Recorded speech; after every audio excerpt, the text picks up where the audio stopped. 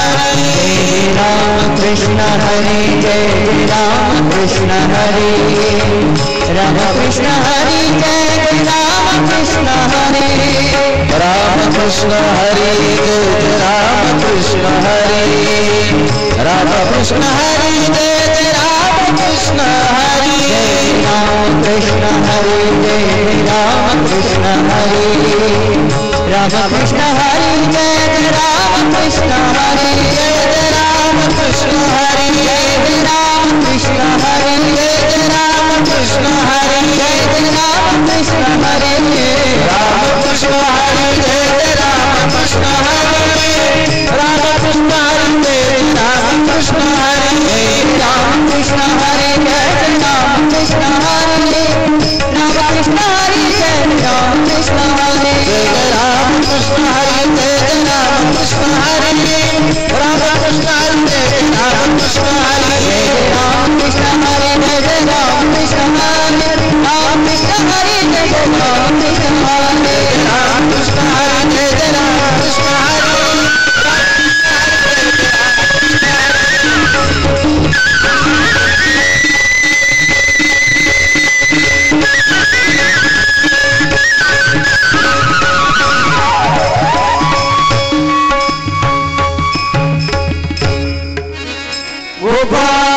कृष्ण भगवान की जय। जय राधे श्याम। ओम नमो भगवते वासुदेवाय। श्री गणेशाय नमः। श्री सरस्वते नमः। श्री गुरुभ्यो नमः। सच्चिदानंद रूपाय विश्वोत्पत्त्यादिहेतवे तापत्रय विनाशाय श्रीकृष्णाय वयं नमः। यं प्रव्रजन्तमनुपेतमपेतकृत्यं द्वैपायनो विरहकातर आजुहाव। पुत्रेति तन्मयतया तरवोऽभिनेदुस् तं सर्वभूतहृदयं मुनिमानतोऽस्मि। भगवान श्री पंढरीश पांडुरंग परमात्मा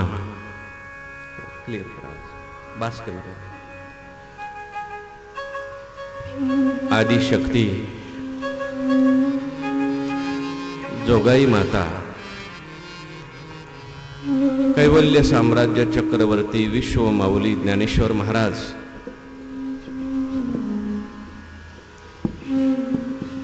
जगद्गुरु श्री तुकाराम महाराज आदि कवी मुकुंदराज स्वामी महाराज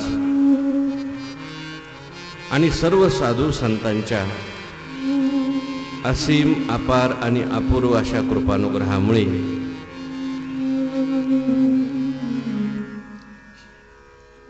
आदिशक्ती जोगाई मातेच्या पावन कुशीमध्ये मुकुंदराज स्वामी महाराजांच्या पदस्पर्शाने पुनीत झालेल्या आपल्या या आंबेजोगाई गावामध्ये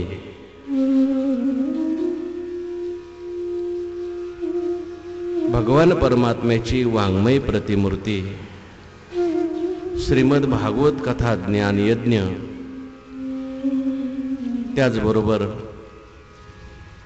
कीर्तन महोत्सव, हरिनाम सप्ताह आज या ठिकाणी प्रारंभ होत आहे।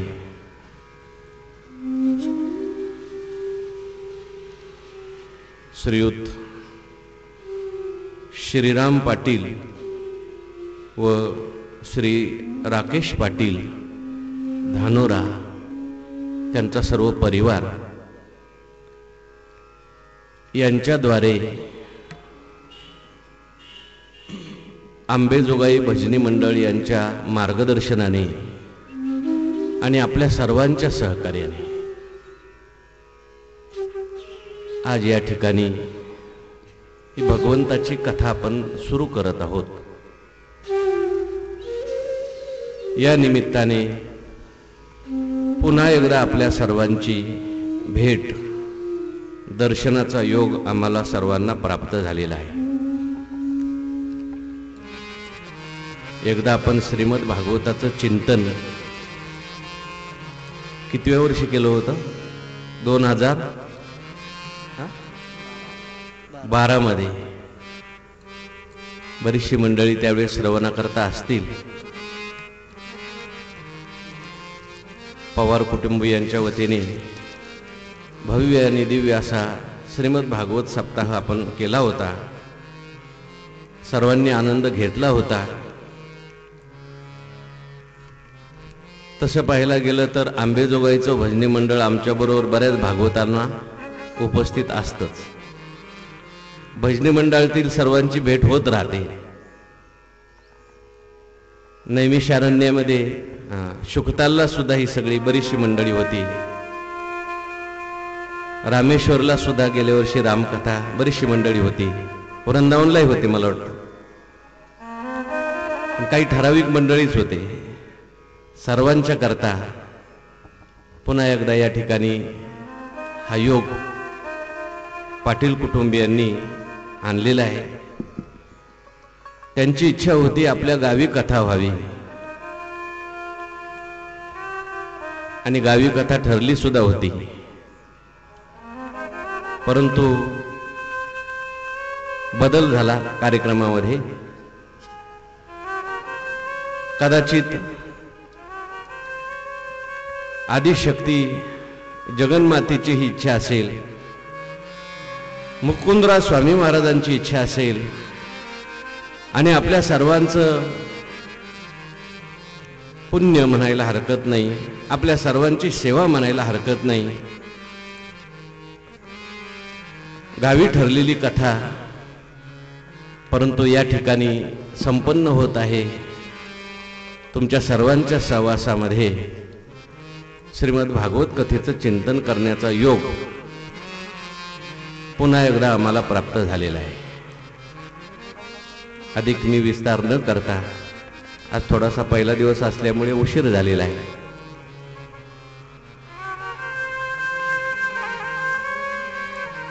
श्रीमद भागवताच्या चिंतनाकडे आपण सर्वजण वळूया. सुरुवातीला श्रीमद भागवत ग्रंथामध्ये भागवत कथेचं महात्म्य सांगितले. थोडा बास कमी कर, आवाज वाढव.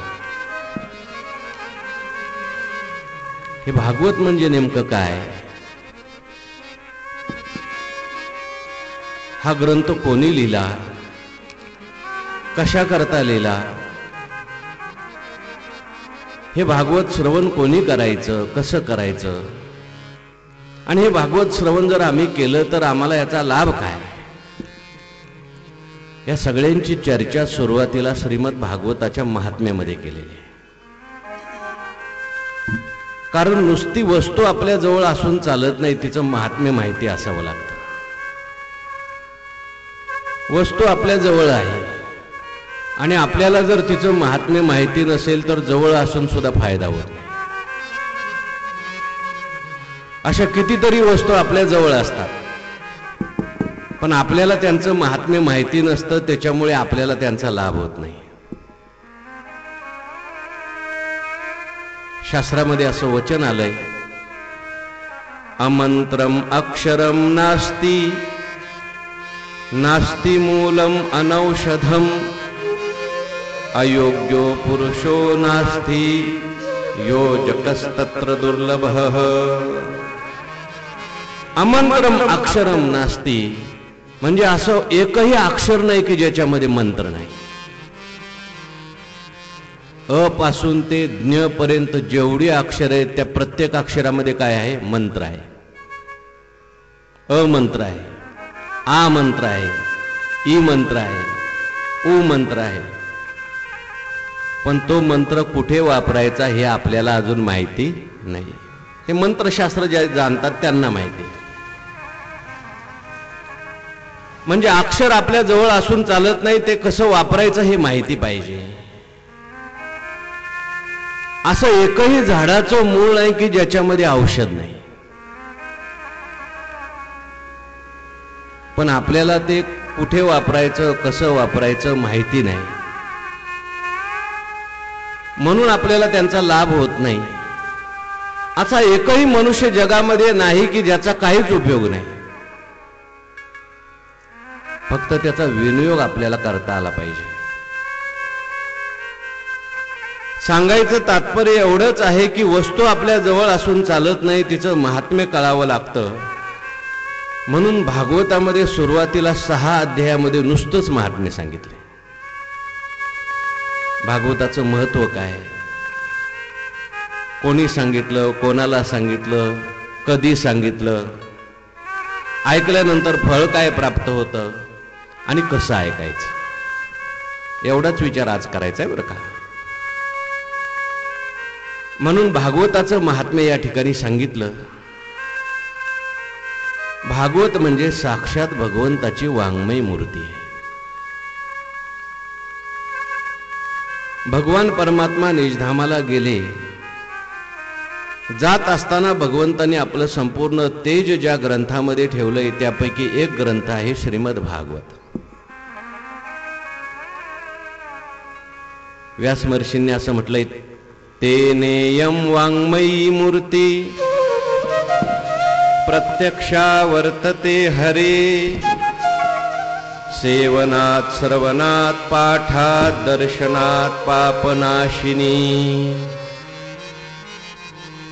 साक्षात भगवंताची वाङ्मय मूर्ती, वाङ्मय अवतार, वाङ्मय विग्रह म्हणजे भागवत आहे। म्हणून भगवंताच्या दर्शनाचं जे फळ तेच श्रीमद भागवताच्या दर्शनाचं, श्रवणाचं आणि पठनाचं फळ सांगितलं।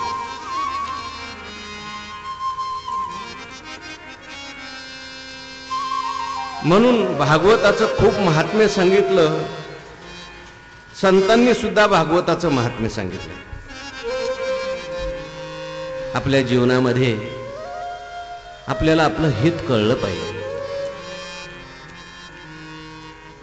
नेमकं मनुष्य जन्माचं हित काय, जन्माला आल्यानंतर आपलं कल्याण कशामुळे होईल हे कळालं पाहिजे। काय केल्यानंतर आपलं करणं संपून जाईल, काय मिळवल्यानंतर आपलं मिळवणं संपून जाईल, आपल्याला कायमची शांती प्राप्त होईल, समाधान प्राप्त होईल, त्याला हित असं म्हणतात। बऱ्याच वेळेला असं होतं, जन्म निघून जातो आणि शेवटी लक्षात येतं आपल्या जीवनाचा हिशोब चुकला। लोक म्हणतात हे आम्हाला पहिलं कळालं असतं तर फार बरं झालं असतं, पण फार उशिरा कळालं। आता आमची बुद्धी चालत नाही, आता आम्हाला ऐकू येत नाही, आणि आता ऐकून उपयोग काय? आता आम्हाला डोळ्याने दिसत नाही, आता पाहून उपयोग काय? म्हणून आपल्या जीवनामध्ये आपल्या जीवनाचं नेमकं हित कशात आहे? काय केल्यानंतर असं वाटेल की बस आता बाकी काय करायचं राहिलंच नाही। यम लब्ध्वाचा परम लाभम मन्यते नाधिकम ततः यस्मिन् स्थितो न दुःखेन गुरुणापि विचाल्यते। भगवान परमात्मा गीतेमध्ये सांगतात, असा एक लाभ आहे की जो लाभ प्राप्त झाल्यानंतर पुन्हा त्याच्यापेक्षा दुसरा लाभ घ्यावा असं वाटत नाही। जो लाभ प्राप्त झाल्यानंतर जीवनामध्ये किती जरी गुरुना म्हणजे खूप दुःख आली, पुष्कळ दुःख आली, मोठी दुःख आली, तरी सुद्धा मनुष्य विचलित होत नाही। असा कोणता लाभ आहे? त्यालाच आत्यंतिक कल्याण म्हणतात, हित म्हणतात। आणि आत्यंतिक कल्याण आणि हित जाणून देणारे दोन ग्रंथ तुकाराम महाराजांनी सांगितले, गीता भागवत करीती श्रवण, भागवत करीती श्रवण, गीता भागवत करीती श्रवण,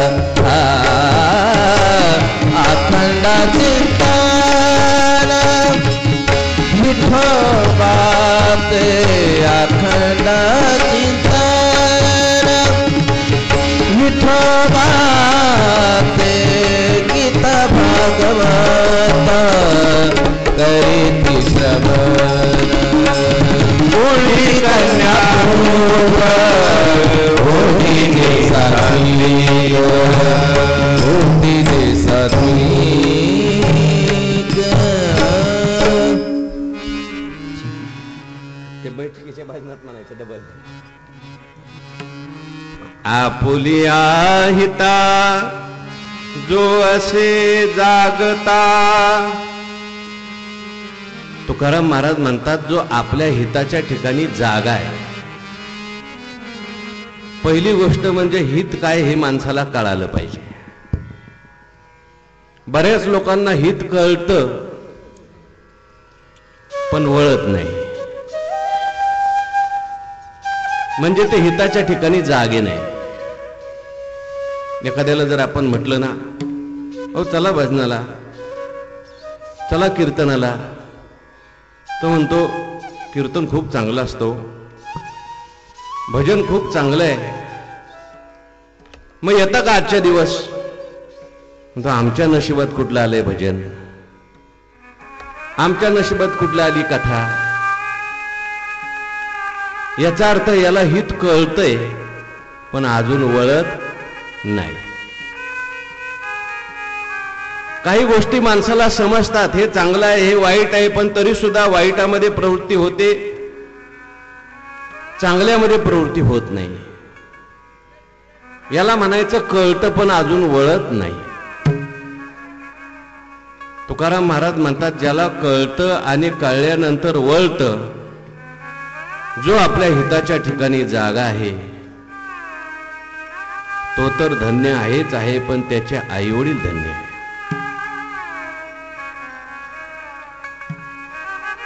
कारण अशा कुळामध्येच त्या ठिकाणी सात्विक मुलं जन्माला येतात, सात्विक मुली जन्माला येतात. त्यांना पाहिल्यानंतर देवाला आनंद होतो. चांगला मनुष्य पाहिल्यानंतर आपल्याला तर आनंद होतोच, आपल्या पूर्वजांना सुद्धा आनंद होतोच, पण ज्याने आपल्याला त्या ठिकाणी हे मनुष्य शरीर दिलं त्या भगवान परमात्म्याला खूप आनंद होतो. त्याला असं वाटतं की मी या मनुष्याला हे मनुष्य शरीर दिलं, खरोखर त्याचं चीज झालं. तयाचा हरिख वाटे देवा, देवाला आनंद वाटतो. एखादी व्यक्ती चांगलं वागायला लागली, सर्वांशी प्रेमाने वागायला लागली, असं हित जाणून देणारे 2 ग्रंथ सांगितले. त्यापैकी पहिला ग्रंथ आहे श्रीमद भगवद्गीता.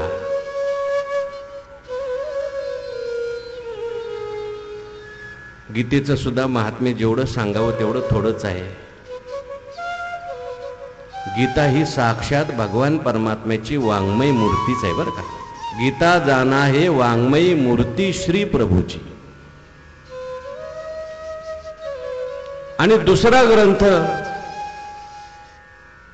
हित जाणून देणारा जो आहे तो म्हणजे श्रीमद भागवत आहे. त्याचं महात्म्य आपल्याला आज पाहायचं आहे. पण ग्रंथाला प्रारंभ करण्यापूर्वी थोडंसं भगवंताला वंदन करायचं असतं, म्हणून सुरुवातीला या ठिकाणी व्यास महर्षींनी देवाला वंदन केले. गोपाल कृष्ण भगवान की जय.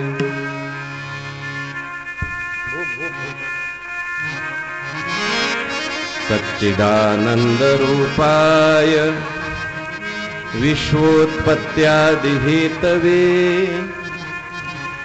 तापत्रय विनाशाय श्रीकृष्णाय वयं नमः. देवाला नमस्कार करत असताना 3 प्रकारच्या रूपांचं वर्णन या ठिकाणी केलंय. जो सच्चिदानंद रूपाने, निर्गुण निराकार रूपाने स्थित आहे तो भगवान परमात्मा. त्याच्यानंतर विश्वाच्या रूपाने नटलेला आहे तो परमात्मा. आणि कृष्ण रूपाने जो अवतीर्ण झालेला आहे तो परमात्मा. आपल्याकडे देवाची अनेक रूपं मानलेली आहेत. एक रूप आहे देवाचं निर्गुण निराकार. दुसरं रूप आहे हे विश्व म्हणजे भगवंताचं एक रूप आहे. पण एकदम निर्गुण निराकाराचं आपल्याला ध्यान घडत नाही. विश्वामध्ये सुद्धा देव आहे अशी भावना माणसाची लगेच होत नाही. गुणदोष दिसतात. म्हणून तोच निर्गुण निराकार परमात्मा सगुण साकार होऊन अवतार धारण करतो. कृष्ण रूपाने, राम रूपाने. आणि मग त्याचं चरित्र गायलं, त्याचं ध्यान केलं, त्याचं नामस्मरण केलं की त्या सगुण परमात्म्याच्या कृपेद्वारा निर्गुण निराकार परमात्म्याची प्राप्ती होते. नवे नवे संपूर्ण विश्वामध्ये देवच भरलेला आहे असा अनुभव येतो. आणि त्याच्यामुळे मनुष्याच्या जीवनामध्ये असलेल्या तिन्ही तापाची निवृत्ती होणार.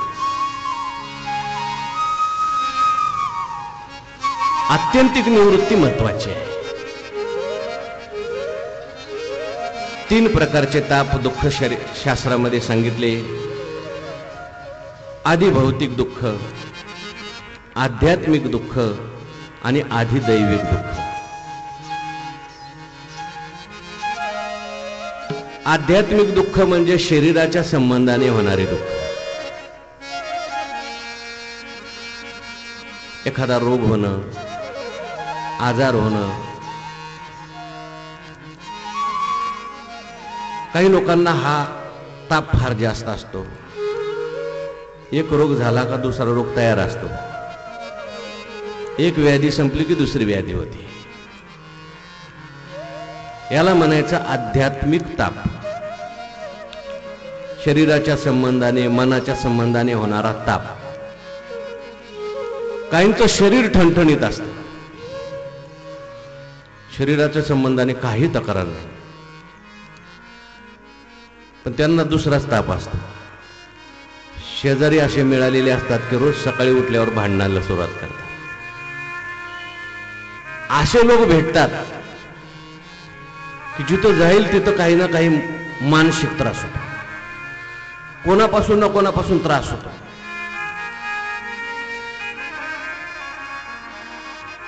प्रवास करायला लागला, एसटीच निघून जाते.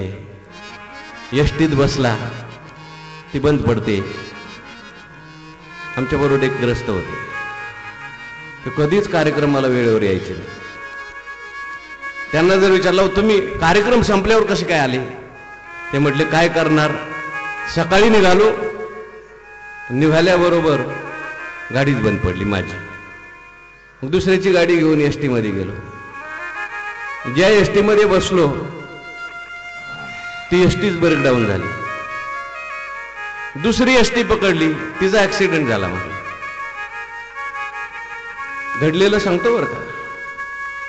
म्हटलं एसटीतून खाली उतरलो तर माझी पिशवीत एसटीत गेली. म्हणजे बरं, एवढं सगळं करून धावत पळत कार्यक्रमाच्या ठिकाणी आलो. कार्यकर्ते भेटले, त्यांनी आता मला थोडंसं फ्रेश होण्याकरता म्हणून, घडलेलं सांगतो बरं का, ते फ्रेश होण्याकरता म्हणून बाथरूम मध्ये गेले. ते म्हणले आतून दरवाजा लागला, दरवाजाच उघडत नाही. म्हणजे याला म्हणायचं आधी भौतिक ताप. काही काही लोकांना असा ताप होत राहतो. तिसरा ताप आहे आधी दैविक ताप. दैवी अतिवृष्टी का अनावृष्टी. अतिवृष्टी झाली. गेले 2-4 वर्ष आपल्याला दैविक ताप होता बरं का सगळ्यांना. अतिवृष्टी नाही, अनावृष्टी होती. सगळ्यांचं समष्टी प्रारब्ध जर त्या ठिकाणी एकत्र आलं तर असे ताप होतात. एखादी रोगाची साथ येणं, भूकंप होणं, हे सगळे आधिदैविक ताप आहेत. 3 प्रकारची ही दुःख आहेत. कोणी असं म्हणेल या 3 प्रकारच्या दुःखाकरता तुमचं भागवत कशाला. आम्ही लौकिक उपाय करू शकतो आणि लौकिक उपायाच्या द्वारे आम्ही हे सगळे ताप निवृत्त करू शकतो. आमच्याकडे पैसा आहे. आजकाल पैशाने सगळं मिळतं. शरीरासंबंधी काही ताप असेल तर आमच्याकडे चांगले चांगले हॉस्पिटल्स आहेत, डॉक्टर्स आहेत. औषधोपचार करून आम्ही शरीराचा ताप निवृत्त करू शकतो. दुसऱ्यापासून होणारा ताप असेल त्याच्याकरता सुद्धा आम्ही स्वतःकरता संरक्षण ठेवू शकतो. आणि दैवी ताप आहे त्याच्याकरता यज्ञ आगादी करू शकतो, मंत्रतंत्र करू शकतो. शास्त्रामध्ये याचं उत्तर असं दिलंय की लौकिक उपायाने दुःखाची निवृत्ती होते, पण तात्पुरती होते. औषध उपचार केल्यानंतर तेवढ्या पुरता रोग जाईल, पण परत होणारच नाही असं मात्र नाही. शस्त्रास्त्र ठेवल्यानंतर आपलं संरक्षण तेवढ्या पुरतं होईल, कायमचं होईलच असं नाही. मनुष्याला तात्पुरती दुःखाची निवृत्ती अपेक्षित आहे का कायमची दुःखाची निवृत्ती अपेक्षित आहे? दुःख कायमचं गेलं पाहिजे आणि सुख प्राप्त झालं पाहिजे. आत्यंतिक दुःखाची निवृत्ती झाली पाहिजे आणि परमानंदाची प्राप्ती झाली पाहिजे. म्हणजे कायमचं दुःख गेलं पाहिजे, तात्पुरतं नको. आणि आनंद म्हणजे साधा आनंद मिळाला नाही पाहिजे, परमानंद मिळाला पाहिजे. जो आनंद मिळाल्यानंतर किती जरी जीवनामध्ये दुःख आली तरी दुःख वाटली नाही पाहिजे. आत्यंतिक दुःखाची निवृत्ती आणि परमानंदाची प्राप्ती याला शास्त्रामध्ये मोक्ष असं म्हणतात.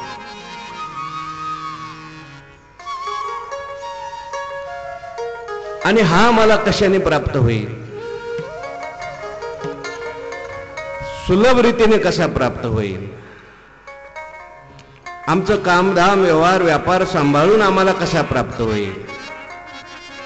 आहे त्या परिस्थितीमध्ये कसा प्राप्त होईल? याच्याकरता श्रीमद भागवताची रचना आहे. तरवयाजन केले भागवत, तरवयाजन केले भागवत, तरवयाजन केले भागवत. गोवळे गोपीजन माता पिता,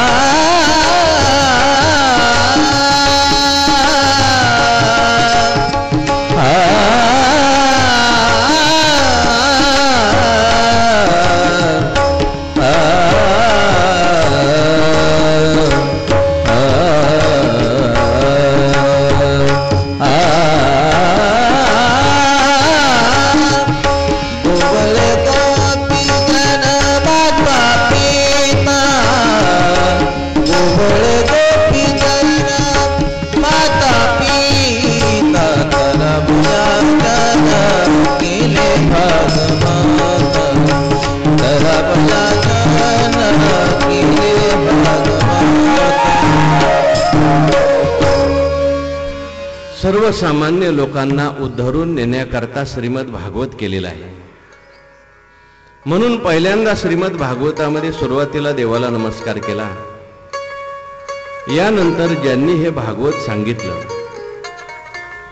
असे असणारे परमहंस परिव्राजकाचार्य शुकाचार्य महाराज यांना नमस्कार केला. शुकाचार्य महाराज की यं प्रव्रजन्तमनुपेतमपेत कृत्यम् द्वैपायनो विरह कातर आजुहाव पुत्रेति तन्मयतया तरवो विनेदु तं सर्वभूत हृदयं मानतोस्मि. शुकाचार्यांचं वर्णन करत असताना शुकाचार्यांचं नाव इथे घेतलेलं नाही. शुकाचार्य काळे होते का गोरे होते का लहान होते का मोठे होते असं काहीच लिहिलेलं नाही. शुकाचार्यांच्या गुणांचं वर्णन केलंय, ज्ञानाचं वर्णन केलंय. तम सर्वभूत हृदयम मुनिमान तोस्मी असं म्हटलंय. सर्व भूत मात्रांच्या हृदयामध्ये ज्यांनी स्थान मिळवलंय, सर्व भूत मात्रांच्या हृदयामध्ये असलेलं जे परमात्म तत्व ते मी आहे असा अनुभव ज्यांनी प्राप्त करून घेतला, असे असणारे शुकाचार्य आईच्या उदरातून बाहेर आल्याबरोबर ज्यांनी वनाचा रस्ता धरलेला आहे, म्हणजे त्यांच्या अंतःकरणामध्ये कोणाच्या विषयी विशेष आसक्ती नाही. हे संपूर्ण विश्व हेच आपलं घर आहे, हे विश्व हेच आपलं कुटुंब आहे, अशा प्रकारची ज्यांची भावना झालेली आहे, निश्चय झालेला आहे, असे असणारे जे शुकाचार्य आहेत, त्या शुकाचार्यांना आम्ही नमस्कार केलेला आहे. म्हणजे व्यापक अंतःकरण ज्यांचं झालेलं आहे असे असणारे हे शुकाचार्य यांनी हे आपल्याकरता हा ग्रंथ सांगितला आहे. त्यानंतर व्यास महर्षींनी श्रीमद भागवताचं महात्म्य सांगत असताना एक संवाद सांगितला. 88,000 शौनकादी ऋषी एकदा ब्रह्मदेवाकडे गेले. ब्रह्मदेवाला सांगितलं की आम्हाला निवांत भगवंताचं चिंतन करायचंय अशी एखादी जागा सांगा, कारण हल्ली निवांत चिंतन करायला जागा मिळत नाही. काही ना काही विक्षेप झाल्याशिवाय राहत नाही. अशी जागा द्या की आम्ही जिथे बसल्यानंतर आमचं मन सहज कथेमध्ये रंगलं पाहिजे. जागेचा सुद्धा परिणाम माणसाच्या मनावर होतो. काही जागा अशा असतात तिथं गेल्यानंतर ध्यान करावं वाटतं, भजन करावं वाटतं, नामस्मरण करावं वाटतं. काही जागा अशा असतात तिथं गेल्यानंतर भांडण न करणारी लोक भांडण करायला लागतात. अशा त्या जागेचा संस्कार असतो. रामायणामध्ये आपल्याला माहिती असेल, प्रभू रामचंद्र, सीतामाता आणि लक्ष्मण जे असे तिघेही जात असताना, एका अरण्यामधून जात असताना अशी एक जागा आली. सीतामाईच्या मनामध्ये असा विकल्प आला, माझ्या पतींना वनवास सांगितला, मी त्यांची अर्धांगिनी म्हणून वनामध्ये आले, हे माझ्याबरोबर हे श्री लक्ष्मणजी जे आले हे कशा करता आले असते, असा विकल्प आला. श्री लक्ष्मण महाराजांच्या मनामध्ये सुद्धा विकल्प आला, प्रभूंना वनवास आहे, सीतामाता त्यांच्या अर्धांगिनी आहेत, पण मी कशा करता हा त्रास सहन करू. पण थोड्या वेळानंतर त्या जागेतून पुढे गेल्यानंतर तो विकल्प गेला आणि मूळ भावना पुन्हा जागृत झाली. चुकलं. दोघांनी प्रभू रामचंद्रांचे पाय धरले. देवा, आपल्या मनात जे काय आलं ते देवाला सांगायचं गुपचूप. देवा, हे माझ्या मनात यायला नको पाहिजे होतं, पण आलं देवा. का आलं?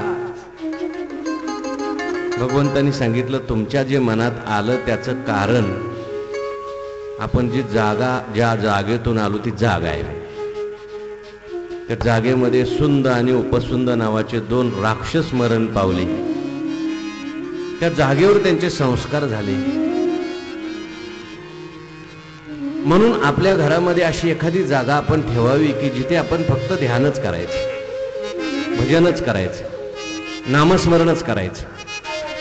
एखादं आसन आपल्याकडे असं ठेवायचं की ज्याच्यावर बसून आपण नामस्मरण चिंतन करायचं. परिणाम होतो बरं का.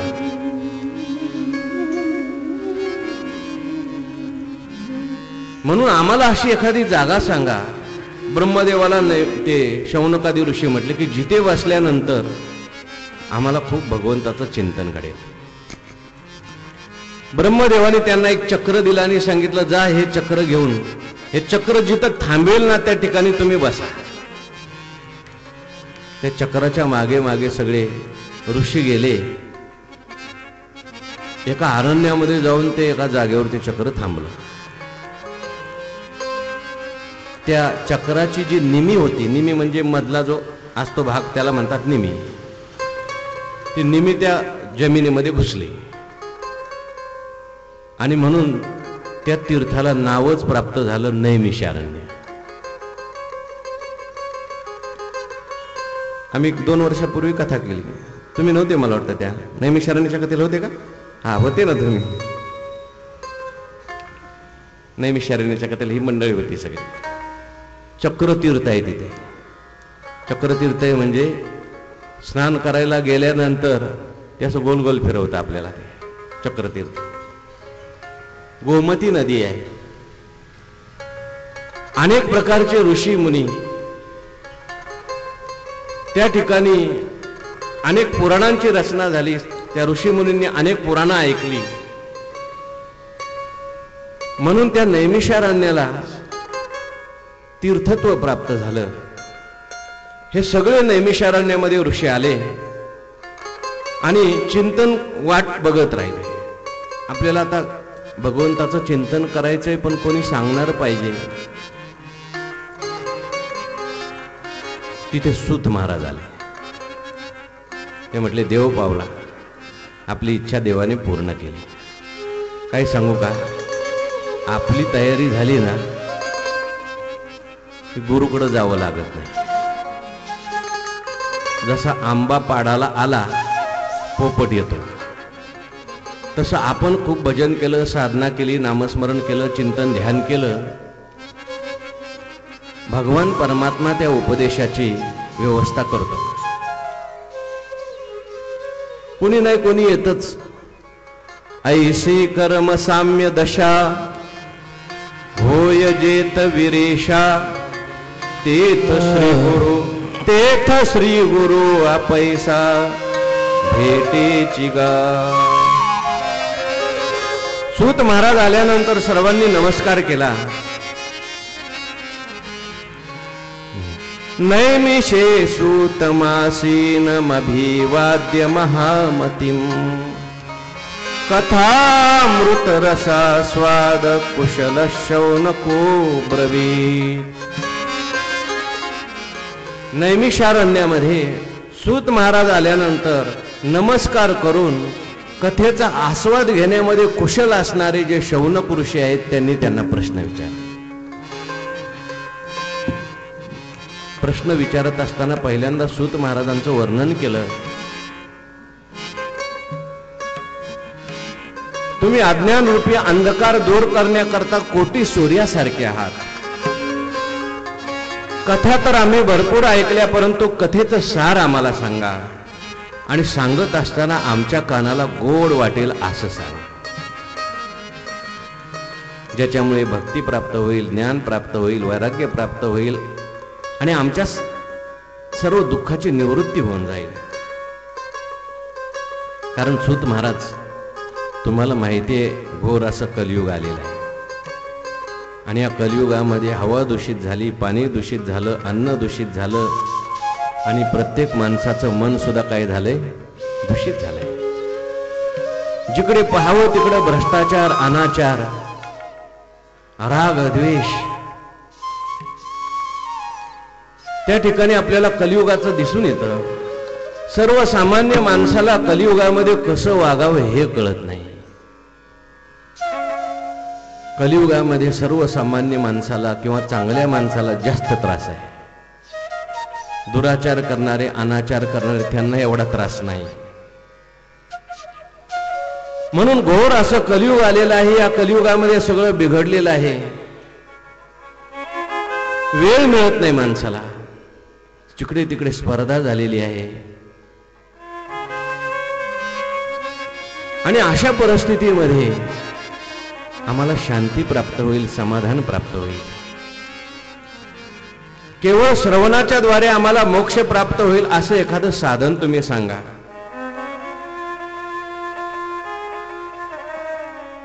श्रेयसां यद् भवेत् श्रेय पावनानांच पावनम कृष्ण प्राप्तिकरम शश्वत साधनम तत् वदाधुना. चिंतामणी देतो पण चिंतन केलेलंच देतो. चिंतन कसं करायचं हे देत नाही. कल्पवृक्ष देतो परंतु जे आपण कल्पना करू ते देतो. कल्पना कशी करायची हे शिकवत नाही. आपण जर कल्पवृक्षाखाली बसलो चुकीची कल्पना केली तर चुकीचं मिळाल्याशिवाय राहत नाही. गोष्ट सगळ्यांना माहिती. एक मनुष्य उन्हाळ्याचे दिवस होते आणि त्या कल्पवृक्षाखाली जाऊन बसला. त्याला माहिती नाही कल्पवृक्षाचं झाड आहे. आता बरं आपल्या पुण्याईने नाही ती झाडं बरं का. बसल्यानंतर त्याला असं वाटायला लागलं काय ऊन रखरखतंय, तहान खूप लागलेली आहे. इथं जर पाणी असतं तर बरं झालं असतं, पण ते झाड होतं कल्पतरूचं. पाणी असतं तर बरं झालं असतं अशी कल्पना केल्याबरोबर समोर वाळायुक्त पाणी. आता पाणी पिल्यानंतर कल्पना थांबली का? माणसाच्या कल्पना थांबत नाही बरं का. एक मिळालं की माणसाला लगेच दुसरं मिळावं असं वाटतं. तो म्हटलं आता पाणी तरी मिळालं पण दुपारची वेळ झाली, पोटामध्ये कावळे ओरडतात.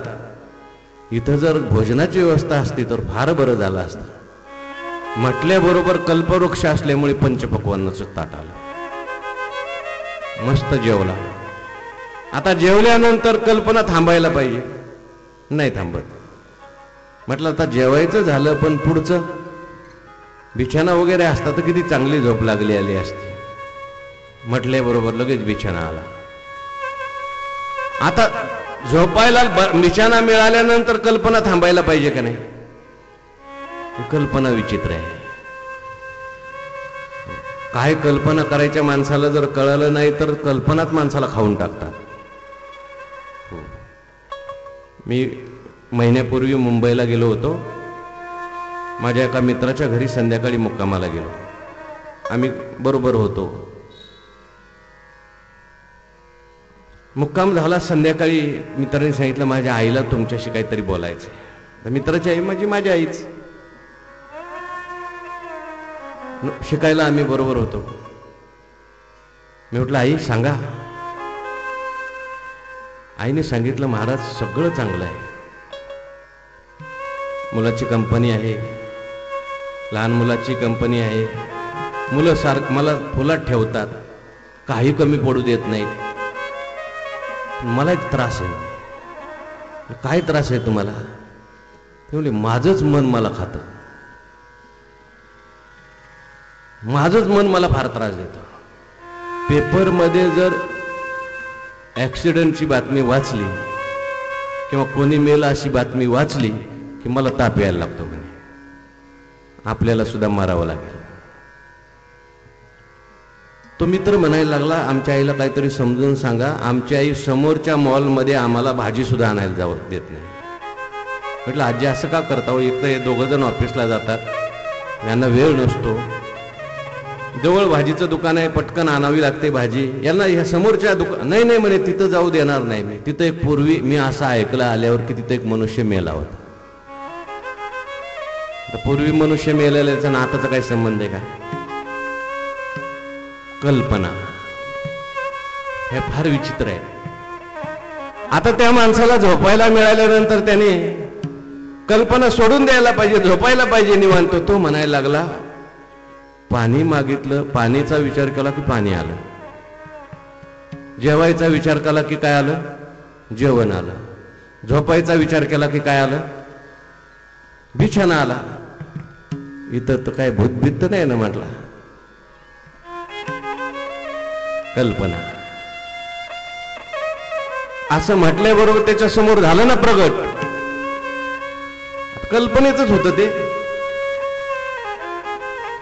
मला खाणार बिनार तर नाही ना म्हटलं. गोष्ट कशा करता सांगितली? कल्पतरू जरी आपल्याला मिळाला तरी सुद्धा कल्पना कशा करायच्या हे जर माहिती नसेल तर काय त्या कल्पतरूचा फायदा होईल? चिंतामणी जरी मिळाला तरी उपयोग होणार नाही, कारण चिंतन काय करायचं माहिती पाहिजे. शौनक ऋषी सूत महाराजांना म्हणतात, तुम्ही कल्पतरूपेक्षा श्रेष्ठ आहात, तुम्ही चिंतामणीपेक्षा श्रेष्ठ आहात, कारण तुम्ही कल्पनातीत करून टाकता. तुम्ही चिंतनातीत असलेल्या परमात्म्याची प्राप्ती, आनंदाची प्राप्ती करून देता. तुम्ही आमच्या कल्पना संपून टाकता, तुम्ही आमच्या चिंता संपून टाकता. या संतांची ही देणे कल्पतरू होनी दुने, परिसा परिस आघात देणे चिंतामणी ठेंगना. काय द्यावे त्याशी भाग्य उतराई, काय द्यावे त्यासी भाग्य उतराई.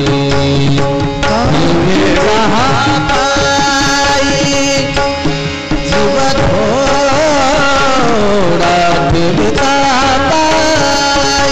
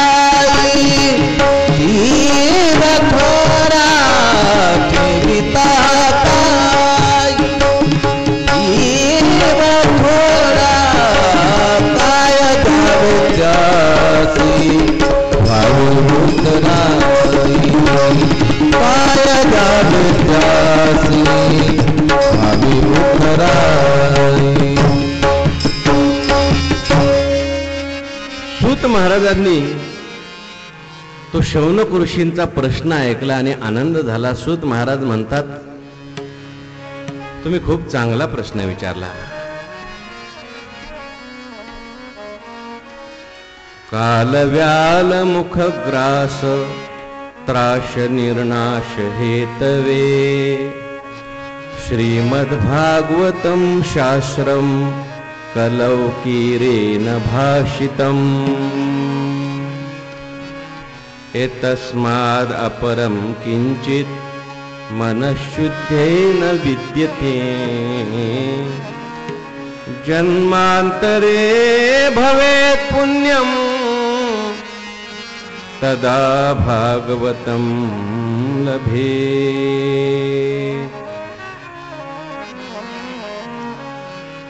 कालरूपी सर्पाच्या मुखामध्ये त्या ठिकाणी पडलेल्या सर्व संसारी जीवांकरता,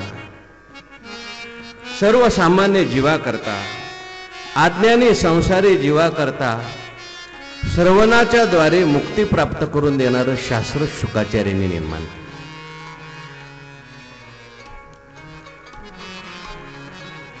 म्हणून याच्यासारखं चित्त शुद्ध करणारं दुसरं कोणतं शास्त्र नाही.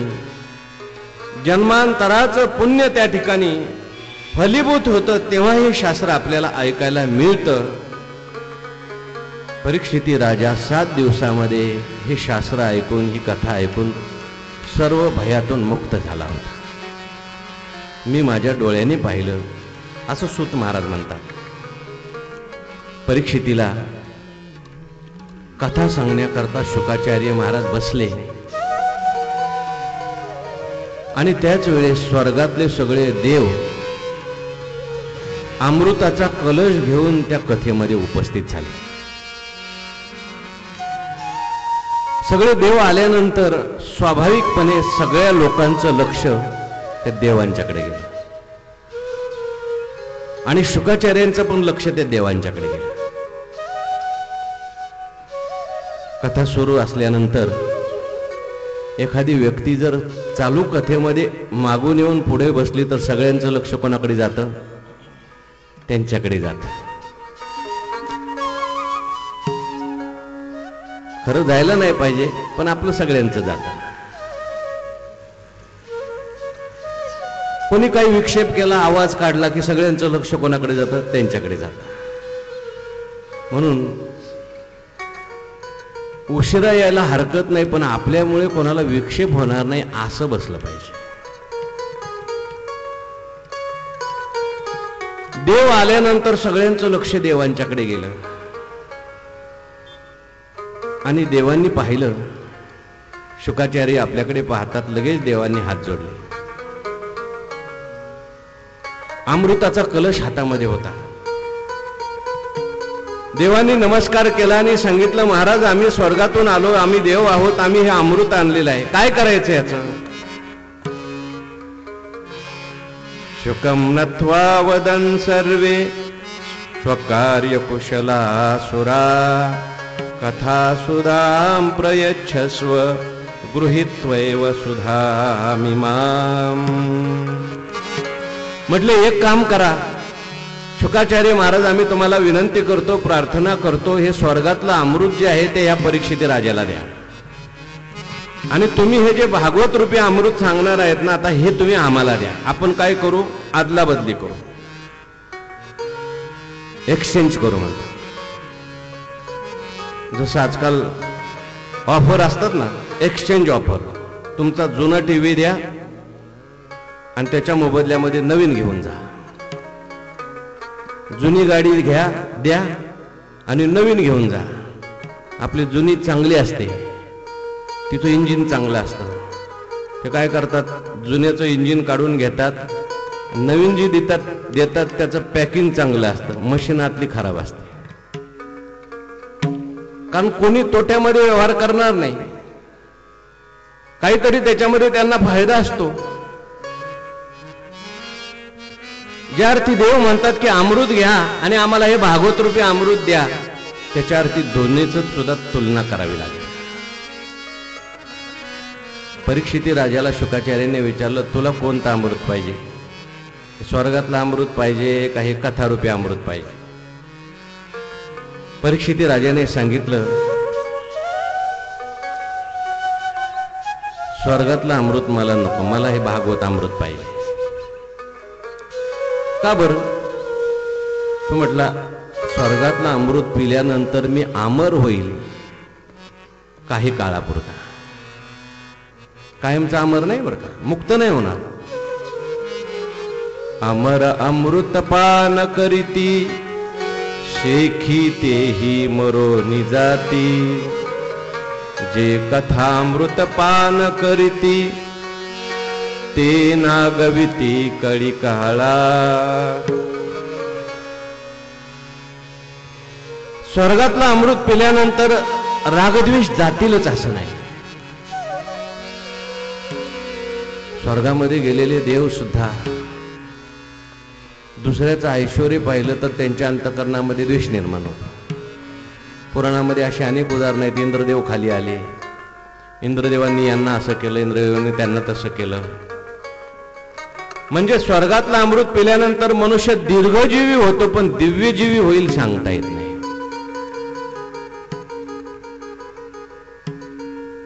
कथारूपी अमृत, विचाररूपी अमृत, उपदेश रूपी अमृत जर आपण ऐकलं तर मनुष्य दीर्घजीवी नाही होणार, पण दिव्यजीवी होऊ शकतो,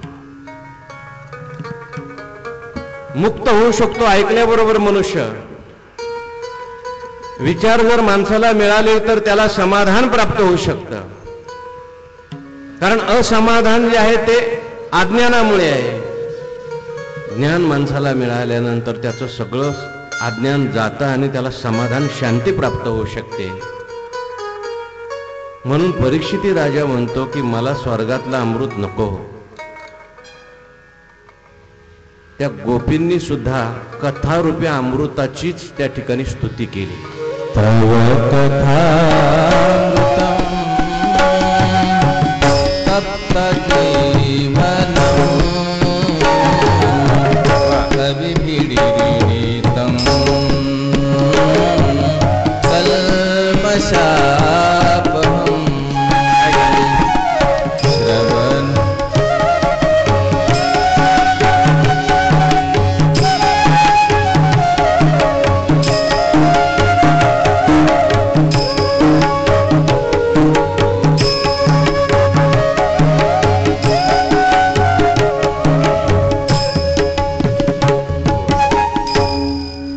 हे देवा, गोपी म्हणतात तव कथामृतम्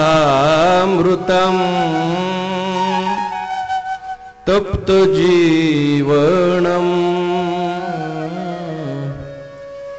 हे भगवंता, तुमची कथा म्हणजे संसाराने तप्त झालेल्या जीवांच्या करता जीवन आहे. कवी भी ईडितम म्हणजे कवींनी त्याचं वर्णन केलंय, संतांनी ज्याचं वर्णन केलंय. कथेचं वर्णन सगळ्या संतांनी केलंय. काही ठिकाणी माऊली म्हटलं, काही ठिकाणी आई म्हटलं, काही ठिकाणी भागीरथी म्हटलं, काही ठिकाणी त्रिवेणी संगम म्हटलं कथेला. सगळी प्रमाण मी म्हणत नाही. ऐकल्याबरोबर दोष निवृत्त करण्याचं सामर्थ्य कथेमध्ये आहे. कारण जेव्हा आपण भगवंताच्या लीला ऐकतो, भगवान परमात्मा वृंदावनामध्ये आले, मोर मुकुट धारण केला, किरीट कुंडल परिधान केलेली आहेत, मधुर अशी वेणू वाजवतात, आजूबाजूला सगळे गोपाळ आहेत आणि गोपाळ भगवंताची कीर्ती गातायत. हे ऐकल्याबरोबर आपल्याला देवाचं ध्यान करावं लागत नाही बरं का. नीट ऐकलं तर भगवान उभा राहतो मनामध्ये. देवाचं रूप मनामध्ये आलं की आतमध्ये जी काय गडबड आहे ती सगळी आपोआप बाहेर जायला लागते. म्हणून ऐकल्याबरोबर दुःख घालवणारी कथा आहे, दोष घालवणारी कथा आहे आणि ऐकल्याबरोबर मंगल करणारी कथा आहे. श्रवण मंगलम. यज्ञ केल्यानंतर लगेच मंगल होत नाही, काही दिवसानंतर फळ. काही साधना केल्यानंतर लगेच फळ मिळत नाही, परंतु ऐकल्याबरोबर फळ देणारी जर साधन कोणतं असेल तर श्रवण आहे. विचार बदलून जातात माणसाचे आणि विचार बदलले की माणसाच्या समजुती बदलतात, समजुती बदलल्या की त्याची सुखदुःख बदलून जातात.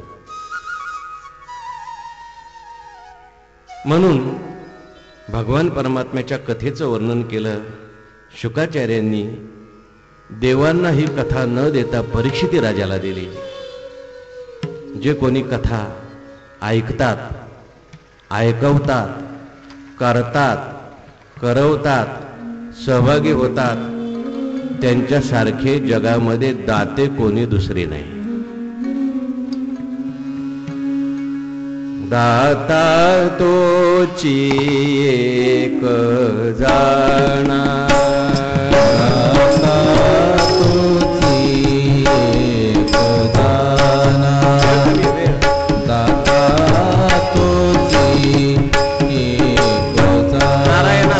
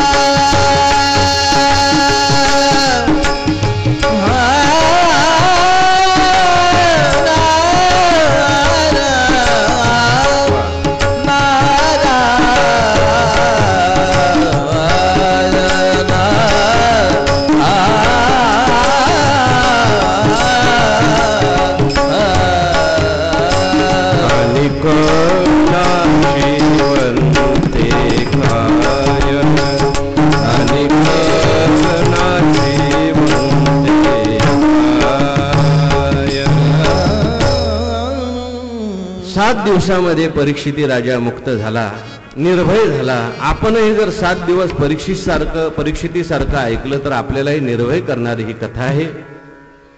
पूर्वी सनकादिक मुनींनी या कथेचा सप्ताह विधी नारद महर्षींना सांगितला होता. नारद महर्षींचं नाव ऐकल्याबरोबर शौनक ऋषी म्हटले, अहो नारद महर्षी तर नेहमी फिरत असतात. सनकादिकांची नारद महर्षींची भेट कुठे झाले, काय सनकादिकांनी त्यांना महात्म्य सांगितलं, विधी सांगितला, आम्हाला थोडासा सांगा. तेव्हा सूत महाराज शौनक ऋषींना सांगतात, एकदा सनक, सनातन, सनंदन आणि सनतकुमार हे 4 ऋषी आहेत. एकाने वर बसायचं, तिघांनी समोर बसायचं आणि भगवंताचं चिंतन करायचं, असं त्यांचं चालत असतं. बद्री केदार क्षेत्रामध्ये एकदा असंच त्यांचं चिंतन चाललेलं असताना तिथं नारद महर्षी आले. आता नारद महर्षी आले म्हणजे नारद महर्षींचं पहिलं भजन ऐकायला मिळतं बरं. नारद महर्षींच्या बरोबर आपण थोडंसं भजन करू. नारायण श्रीमन नारायण श्री नारायण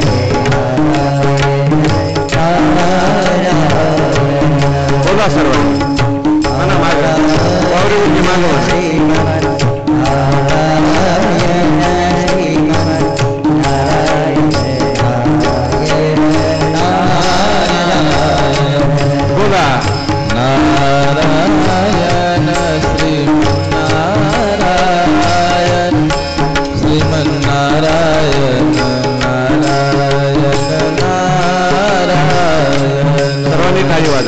नारायण